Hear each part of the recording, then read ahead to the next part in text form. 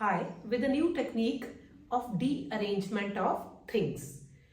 It's really very important for your NDA and for your JEE exam also. ये topic है permutation and combination के अंदर और इसका भी हम एक बहुत ही छोटा सा ट्रिक लेके आए हैं जिससे हमने derangement of things either total और पार्शियल को सॉल्व कर सकते हैं. ठीक है. What is derangement? Derangement is like you have friends Sita, Rita, Gita and so on.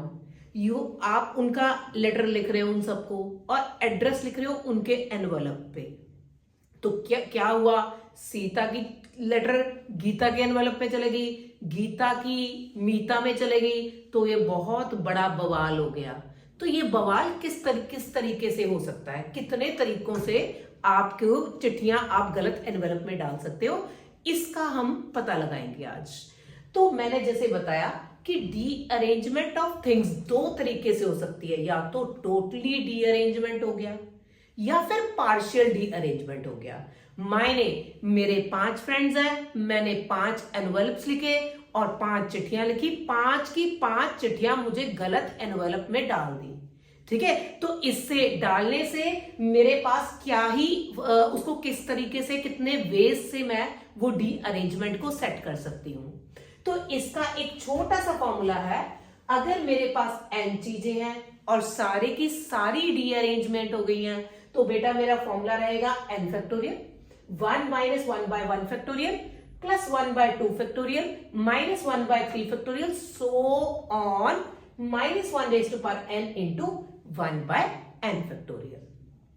और हाल ही में जेईई 2023 में जो क्वेश्चन आया हम उसको भी साथ के साथ सॉल्व कर लेते हैं. तो यहां पे क्या है, एक एग्जाम है. 5 students have been allotted their seats as per their roll number. The number of ways in which name of student sit on allotted seat is not as required. है ना. क्वेश्चन को कंप्लीट कर लेते हैं. Question थोड़ा incomplete रह गया.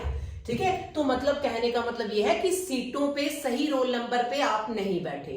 तो इसका फॉर्मूला रहेगा 5 factorial 1 minus 1 by 1 factorial 1 by 2 factorial 1 by 3 factorial 1 by 4 factorial 1 by 5 factorial. क्योंकि 5 स्टूडेंट्स हैं तो आप 5 तक जाओगे. 4 स्टूडेंट्स होते तो यहां 4 फैक्टोरियल आता और मैं यहां तक सॉल्व कर दी. ठीक है. ये आपस में कैंसिल हो गया. लेट अस सी.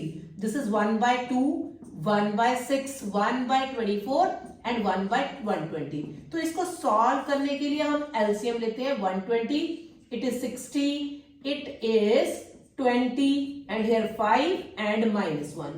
देखो बेटा 5 factorial is 120. 120 gets cancel with 120 and here comes 44 is your answer. मैं ये चाहूंगी कि कुछ डी अरेंजमेंट्स आप याद ही रख लो. ठीक है. तो ये यहां मैंने दिल बनाया तो आपने इनको अपने दिल में समा के रखना है. 1 डी अरेंजमेंट का 0 चांसेस है और 2 डी अरेंजमेंट के 1 चांसेस है कि ए लेटर बी में चलेगी, बी लेटर ए एनवेलप में आ गई. तो D3 अगर 3 लेटर्स हैं तो 2 तरीके से डी अरेंजमेंट हो सकती है, 4 में 9 तरीके से हो सकती है, 5 में 44 और 6 में 265. हो सके तो इनको याद कर लो और नहीं अगर भूल जाता तो अपन के पास सिंपल सा फॉर्मूला तो है, हम निकाल सकते हैं इस क्वेश्चन को. ठीक है. ये टोटल डी अरेंजमेंट के बारे में हम बात कर चुके हैं. अब हम साइमल्टेनियसली पार्शियल डी अरेंजमेंट की बात कर रहे हैं. मायने कुछ चिट्ठियां तो बिल्कुल ठीक एनवेलप में चले गई. सीता वाली लेटर तो सीता वाले में चलेगी, बट गीता, मीता, टीता, टीना, शीना वो सब लेटर्स जो है आपस में चेंज हो गई. ठीक है. तो इसका फॉर्मूला क्या है? इसका मतलब ये है कि मान लो टोटल n ऑब्जेक्ट्स है, उनमें से हो सकता है r जो है वो डी अरेंज हो गई और n माइनस r जो है वो ऑक्यूपाई कर गई सही पोजीशन पे.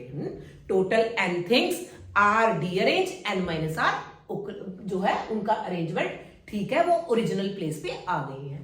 तो फॉर्मूला रहेगा NCR इंटू आर फैक्टोरियल और सारे का सारा वही फॉर्मूला है जो पिछला किया. वहां पे n फैक्टोरियल से मल्टीप्लाई किया था, यहां पे r फैक्टोरियल से मल्टीप्लाई किया है. क्योंकि कुछ एक 2 years बैक ये क्वेश्चन आया, तो it can be a question of NDA as well as JEE. तो अपन देखेंगे यहां पे एक क्वेश्चन है, a person writes letter to 6 friends and addresses corresponding envelope, in how many ways can the letters be placed in envelope so that at least 4 of them are in the wrong envelope। मतलब कम से कम 4 envelopes तो गलत letters जो है envelope में घुस गई हैं, कम से कम 4। इसका क्या मतलब है? इसका मतलब ये है कि अब देखो 6 लेटर्स हैं, हो सकता है जो है 6 में से 4 गलत में घुस गई और उनका डी अरेंजमेंट कितना हो गया? D4। ये चूज करे, 6 में से 4 चूज करे जो गलत में घुस गए, into D factorial D4। D4 is for D arrangement of these 4 letters। Next 6C5 into D5 and next is 6C6 into D6। कैसे फाइंड करेंगे? हम इसको तो बहुत अच्छा जानते हैं, कॉम्बिनेशन को हमने हमेशा देखा है, हमें पता है NCR और NCN-R सेम होता है। तो मैं इसको लिखूंगी, पहले 6C2 लिखूंगी इंटू D4, ऐसे ही लिख लेते हैं। 6C1 लिख के D5 ऐसे ही लिख लेते हैं, और ये 6C0 इंटू D6 लिख लेते हैं। अब मैं इसको सॉर्ट आउट करूंगी बहुत जल्दी से। आपने 6 से उल्टी गिनती गिननी है और 2 अक्षर लिखने हैं, 2 डिजिट्स लिखने हैं, और नीचे 2 इंटू 1 करना है। D4 क्योंकि मैंने तुम्हें बता ही दिया कि अपने दिल में समा के रखना, तो D4 कितना है? 9। आप किसी को भी फाइंड कर सकते हो इसमें।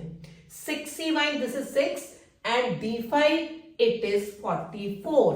6C दिस इज 1 एंड अरे D5 इज नॉट, हाँ yes this is 64, okay done. और एंड हियर कम्स 265। तो आई सपोज ये 3, ठीक है, तो कैलकुलेशन तो मेरे बच्चे बहुत अच्छे से कर ही सकते हैं ना। 45 3 135 plus 264 plus 265 and it's answer. So it was a beautiful technique of finding a D arrangement of letters, of students, of anything.